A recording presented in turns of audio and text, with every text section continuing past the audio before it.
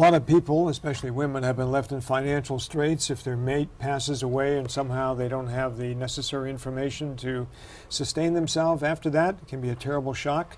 There's a book that deals with that, and it's called Don't Worry About a Thing, Dear. Women's Need Financial Intimacy. And Helga Hayse is with us right now. She is the author of that book. And Helga, I assume from what you're telling me, this applies to your own life.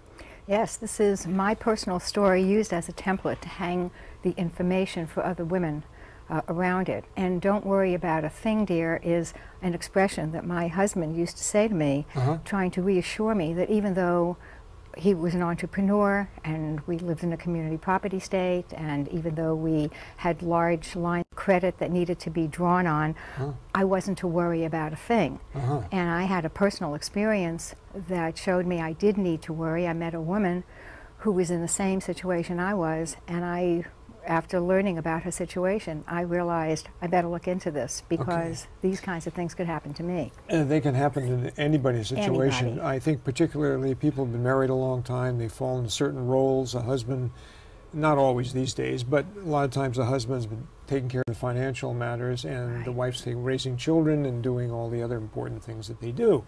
And when you came in and you said to me, and I asked you about the title of the book, and you leaned over and you took my hand and you whispered to me, "Don't worry about a thing, dear." And I'm assuming this is what your husband did.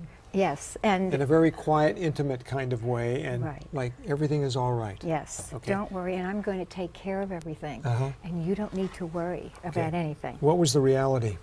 The reality is that you do need to worry, and the reason you need to worry is because you're in a community property state and you're a 50-50 partnership, legal and financial partnership, and whatever your husband's doing financially, whether you know about it or not, you're doing it too.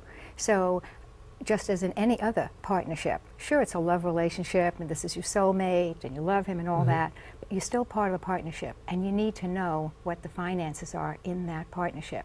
And so if you just turn it over and let somebody else do it, and you let them keep the records, then basically you have no information about what your financial partnership is doing. Okay, well, a word to the wise then is for anybody to know what's happening. Both parties should know what's happening financially. Absolutely. In case the inevitable happens. Yes. Is that right? Yes. Okay. Absolutely. And you do that by going to, your recommendation would be to go to a financial planner, but know it yourself too, or what? Well, my recommendation is that women understand that they need to know it. I have a lot of information in the book about why women choose not to know it. It's a safety mechanism. It's a psychological kind of thing. Psychological kind of thing. It's an emotional thing. It's the way they were raised. It's what they saw their mother do. And so there's a continuation of a kind of behavior that says, I love him, we're going to be fine. Hope and optimism and all those wonderful things are thrown in. Yes, and most of the time it works, but it's not smart to not be fully informed. Yeah, and I think these now, you know, as the 2006 and so on, that a lot of women are probably a lot smarter than men are in handling money.